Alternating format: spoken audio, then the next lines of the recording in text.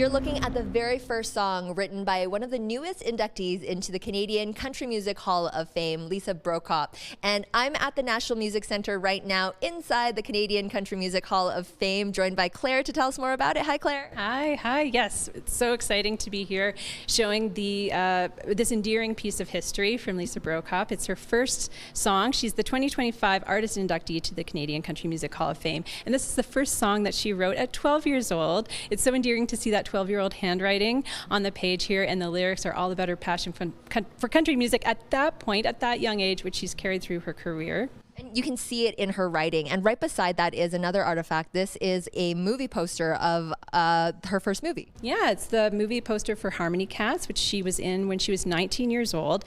And in a wonderful twist of fate, she herself was signed to Nashville, just like her character in the movie. She was signed to a Nashville recording contract right after being in this film. And she's had an incredible career. Now tell us about Joe Wood, the second inductee. Yeah, Joe is the builder inductee, so he's an industry builder and innovator.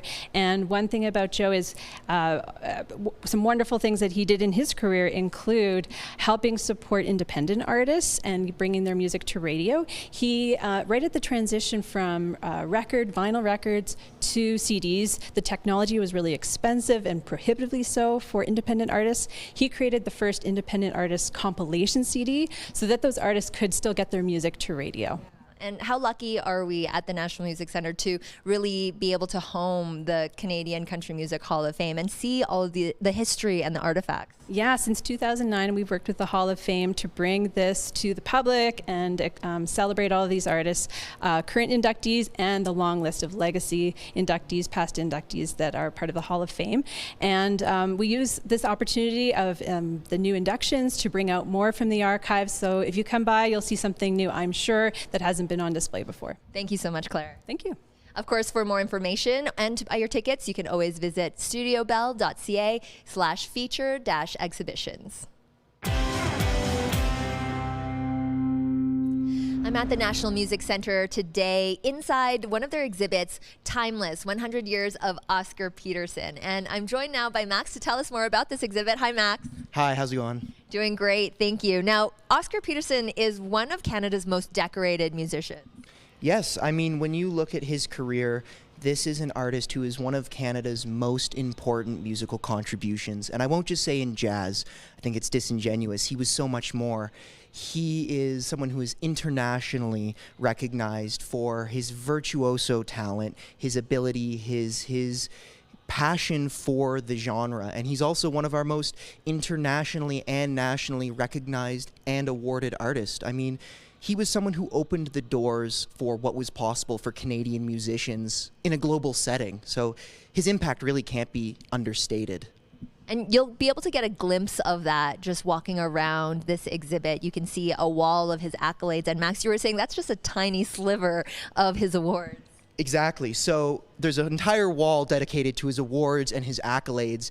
Just to give you a context of how broad it is, I mean, these are awards from countries all over the world, awards from Mexico, awards from Japan, from South America, from England, from Canada, from the US, and also awards across all different genres and all different disciplines. There's awards in music education, there's awards for his talent, there's awards from his work with movies and television. I mean, you really can't find someone who has accomplished such a broad array of achievements in so many different areas. And he really put a focus on engaging the youth. And you can see that even in the exhibit. You have some youth sections that are interactive for the kids. Of course. So we wanted to, music education was so important to Oscar, and he really wanted to instill a passion for jazz and a passion for music in kids, in young, adults and people who are interested. And so in this exhibit, we wanted to give you that little chance. So there's pianos where you can learn piano and play along, and it sort of instructs you how to play piano.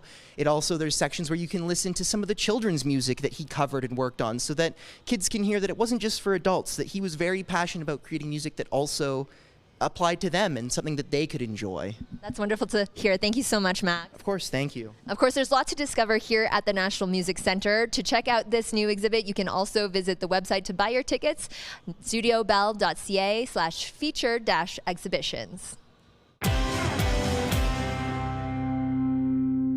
I'm at the National Music Center today checking out the new exhibits, and this is an interesting one that you will want to take a look around for yourself. I'm joined by Max to tell us about it. Timeless, 100 Years of Oscar Peterson. And Max, behind us here, this is a recreation of his studio. Yes. So I think a lot of people, when they think about Oscar Peterson, they think about him as a jazz artist. They think about him as a pianist. But we've called this section the electronic frontier, and there's a reason for that. It's because what people don't realize is Oscar really was at the frontier of electronic music technology.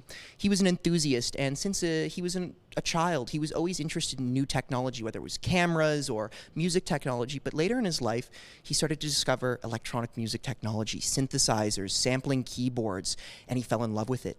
It, for him, totally transformed the way he viewed music composition. Suddenly he had access to thousands of different sounds and instruments at his fingertips, and he fell in love with it. And so in his home studio, he built this amazing studio with cutting-edge technology. He was always looking for the best and the newest technology. You know, he developed a friendship with Ikutaro Takahashi, who is the founder of Roland, and Roland would actually consult Oscar for new synthesizers about what pianists are looking for in a synthesizer, right? And so he just fell in love with this technology, and it transformed his process. But people don't realize this because he didn't use it a lot in performance. In fact, he only ever played a synthesizer live once, and it was in 1988 for the opening gala of the Calgary Winter Olympics, despite the fact that he was using synthesizers almost every day in his writing process, right? So it's just this amazing part of his life that people don't maybe know about or don't realize. And he was, of course, also a very strong proponent of that education piece, engaging young people in this new technology too. Yes, music education was absolutely central to Oscar's beliefs. And even pre-synthesizers, you see that. But suddenly, when he gets involved in this technology, he sees what it did for him. And he very clearly realized he wanted young musicians to adopt all the tools at their disposal to make them the best artists they could be.